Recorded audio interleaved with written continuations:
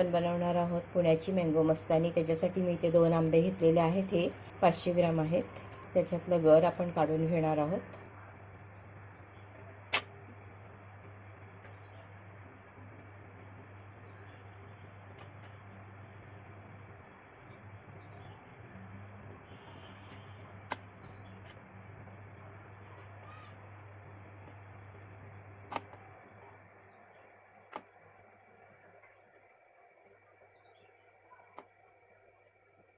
किंवा 2 कप आंब्याचं गर काढून घेऊ शकताय। आवडीनुसार तुम्ही ते आंब्याचं गर वापरू शकताय। त्यातच आपण टाकणार आहोत 3 चमचे साखर। इथे साखरेचं प्रमाण तुम्ही तुमच्या आवडीनुसार ठेवू शकताय। आंबा किती गोड आहे त्यानुसार तुम्ही ठेवू शकताय। त्यातच आपण टाकणार आहोत 1 छोटा चमचा वेलची फ्लेवर केशर सिरप। त्याच्याने स्वादही वाढतो, कलरही छान येतो। हे मी 4 वेलच्या सोलून घेतलेल्या आहेत, तुम्ही तुमच्या आवडीनुसार टाकू शकताय। त्यातच आपण टाकणार आहोत 2 ते 3 चमचे व्हॅनिला आईस्क्रीम।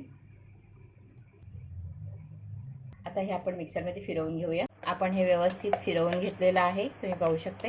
आता आपण त्याच्यामध्ये टाकणार आहोत 1 कप दूध। हे 250 ग्रॅम आहे, 250 ml आहे। पण आपण पुन्हा एकदा फिरवून घेऊया। अशा पद्धतीने हे प्युरी बनवून तयार आहे, मस्तच। आता आपण सजवून घेऊया। मी 2 ग्लास घेतलेले आहे, त्याच्यामध्ये आपण तयार केलेली मस्तानी ओतून घेणार आहोत।